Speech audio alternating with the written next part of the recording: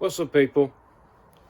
Right, I've been asked by quite a lot of people to do a little walk around video on the Spaceframe, so I thought I would, because I've been doing a little bit of work on the Hayabusa Mini, because it hasn't moved since 2019 in August, I think it was, the fastest Mini.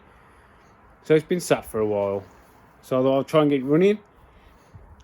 And I've got like 9 bar of fuel pressure, so the fuel pressure regulator is gummed up again. So all right, then I'll flick you around, I'll give you a quick walk around it, keep people happy. Right, so here's a booster, and I mean, this has been off for ages and it's still got 3 bar of fuel pressure, because that little regulator there is gummed up. I've blown the fuel line out, it's clear all the way back to the tank, so it's got to be that. So I've got one of these knocking around, so I'm going to chuck this in and see if we can fix that. Right, this. Here we have the frame. This is a Mark III body. We've got the jackknife, rear arches, front end, bonnet, the big bulgy one. Because this sits so low, the engine sticks up out the bonnet basically. The doors are coming from Archangels, I think. The rest of the body works from Custom Minis, and it's spot on. To be fair, I can't be more happy with that. So the frame, I've used, much controversy, a mini front subframe. I haven't cut this off, brought the frame down, I've left it complete. The only thing I had to do is I cut the rear end off to bring it down to the floor, because otherwise the mini mount sits about here and the angle would have been too severe, so it would have been a weak point in the system. So it's cut off down the back there. Sorry. So people ask me, why did I use this frame and not cut it down? Because your coilovers and all that stuff. Well, fuck coilovers on a Mini, to be honest. Sorry about the language. I don't like them. Not a fan of them. So I've kept this. So if a person wants to, you can put coilovers on. I mean, a bit of bracketry. Coilovers, you can do it if you want. But if you want to run normal cones, you can. But the main reason I kept this subframe is if I want to put a Honda in, or if I want to go down, so if I want to put a Honda in, or an R1, or Rover Metro engine, there's a lot of frames out there which bolt up to the towers on a normal Mini. So you can go out, you can buy this frame, you can go out and buy yourself a Honda B series, K series, chuck the frame straight on. All you've got to do is chop the rear legs off, because you find out a lot of the frames out there use the towers of a Mini all the way to the bottom. Now these, where I have fitted the subframe to the frame, mounts just next to the lower arm mount, because on a Mini subframe it's plated behind there, so it's the strongest part of the frame that I could find. So you can go out there, you can buy yourself a B series frame and just chop the back off, drill a hole, jobs are good. Because the frame also mounts, let me see, where is it? Can't remember where it is. Here, this is the top arm pivot point, and that's what holds your rack in. So you've got a lot of locations. So basically this design is so you can put any frame in you like. You can use this frame and drop one of the links R1 kit straight in there, no problem. A series, no problem. Cones, coilovers, whatever you want. That's why I kept this design. So there you go. That's why I've decided to do that anyway. So we've got a pillar extra frame in there as well. Now all the tube on this frame is CDS, everything. So we've got 45 mains, which is your main hoop, Your front section down, that's 45 roof bar, well, the main rest of the roof, that's 45. All of this 38 CDS, and those ones there, they're 1-inch CDS. You've got 38, 38, 38. This is 1-inch, 38, 1-inch, all CDS. And then the floor, we've got outer square frame is 1-inch by 1-inch with 3mm wall.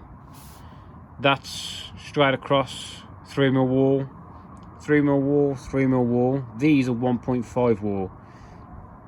They can be 1.5mm wall because by the time it's welded as an X, it's strong as shit. You've got 4 triangulations there. The main reason for the 3mm wall here is to stop deflection, right? Because a lot of subframes suffer with a lot of deflection in the floor. So I beefed up the floor. Most frames out there, the whole floor is 1.5mm. That's why they've got braces going from here up to the top, up there, to stop everything flexing. I didn't want that. And your rear end, this is 3mm wall, 3mm wall, that's 3mm wall. So this comes across. Now, an issue that space frames have is when you're cornering, right hand corner, that arm there wants to come this way, which wants that to go that way. So in here we've got this triangulation here stopping this coming this way, but then we've also got these triangulations stopping it coming this way, and then you've got that triangulation stopping that coming this way. So do you understand? Everything's triangulation for a purpose. These bars on here just for looks. Is to stop everything moving. I've spoke to so many people who have had space frames, who've done the development, and have explained to me what they did, how they did it. So I have taken my own interpretation of that. We've had this strapped down to the chassis table with bars in it, looking at what flexes and what doesn't flex at points. With a space frame, it's okay willy-nilly just chucking loads of bars in. But if you're chucking bars in without a purpose, it's just for having a bar there, yes, you're probably going to add a little bit of strength, but you're also adding a lot more weight. What you want to do is you want the right bars in the right place, in the right triangulation. Do you know what I mean? So there's no point just chucking a bar in for the sake of chucking a bar in. That bar has got to be there stopping something else moving, or if you have an impact, you need to know where that bar is going to move to. Can you stop that bar moving that way if you wanted to move another way? Because it's okay having these space frames, but what you don't want to be doing is crashing it and it folding like a banana. But you also don't want it that hard that nothing gives, because then all the force is coming into you, right? So that's why these, if you look at these are angled up, right? And you see this bar here is not square. If you hit something, don't get me wrong, you've got to hit it pretty warm, but I want this to move away from the driver. Do you understand what I mean? If this was dead straight, it would come towards the driver, which you don't want that. You want to deflect things out the way, right? So that's just trying to explain how I've gone about this car. And you've got these sections here. So this is 90 degrees, then this is going down. So there's your triangulation, fully gusseted both sides to help stop this coming up. But then you've got this. People say, oh, that shouldn't be there. This isn't to take any downward load. This is tie down to help this stay up. Do you know what I mean? It's well to stop this coming up. And then you've got this one, which is also tied in, which is stopping that flexing that way, which is tied into the back of the subframe, which is then triangulating to this, which is going that way. You know, everything is where it is for a reason. Right, and we'll move around the back. We'll have a look at my interpretation of my rear suspension. We've got these. Those are your inner radius arm moves. They're bigger than the external ones because you've got your toe adjustment, right? Now that is welded, well, this inner one is not welded. If you look at the inner one, it's bolted. Yes. I don't know if we'll be able to get to the outer ones because I've just put this body on. What I'll have to do, hang on a sec, if I just run up the body shell, because the body shell's not fully fixed. If I lift this up, right, there's the outer one, that is fully welded.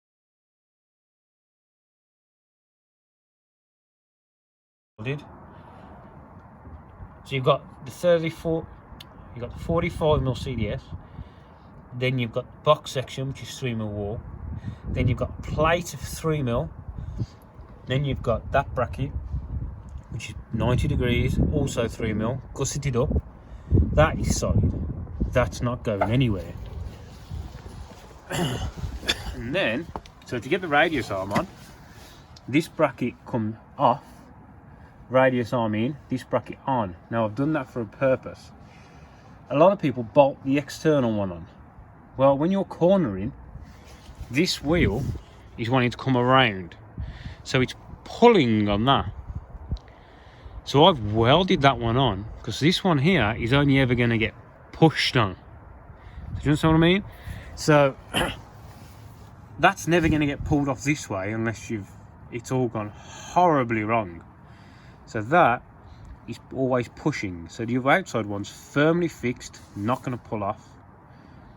This one bolted. Now it's bolted. That box section there got drilled out, larger on this side, a bung put in, welded in, drilled taps. So the other side is only a 10mm hole, so it cannot pull through. So do you know what I mean? So we've got a 10mm hole on the external. I think it was a 19mm hole on this side. I slid the bung in, fully welded, drilled, tapped. That ain't never going anywhere, right?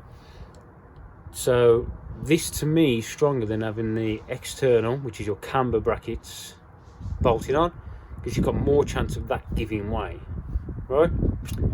So there we go. So yeah, that is a quick explanation. Still waiting for roof bar, haven't got around to that.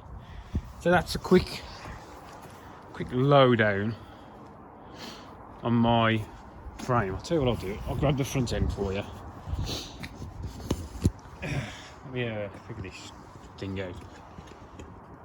Right, if I put you standing there, right, I'll go and grab the front end. Hang on a second.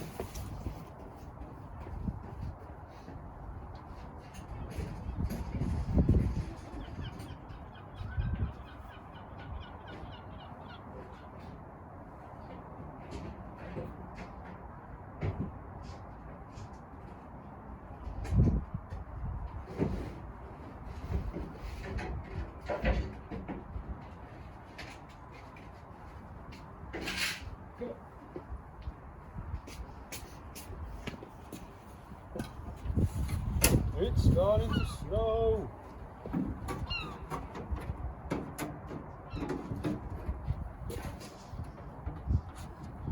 Something.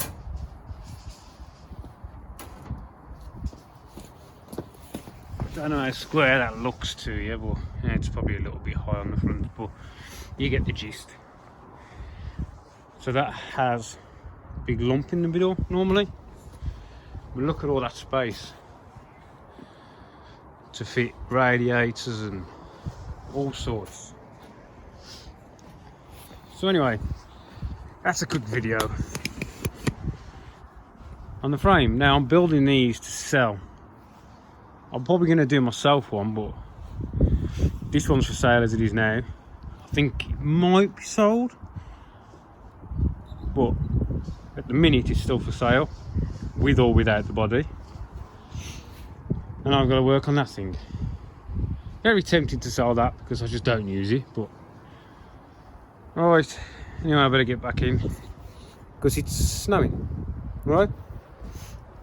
So anyway, if I do sell these, well, when they sell, steelwork frame itself with with the front subframe, but no running gear, as in no radius arms. You get all the camber brackets for the rear. You get the steering rack brackets, mounts, which I'll show you. Hang on, I think I've got some in here somewhere. There's some billet mounts that I made myself.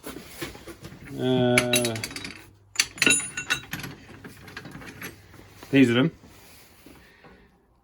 These are, they go underneath M10, and they'll come with new U-bolts and ARP nuts for them.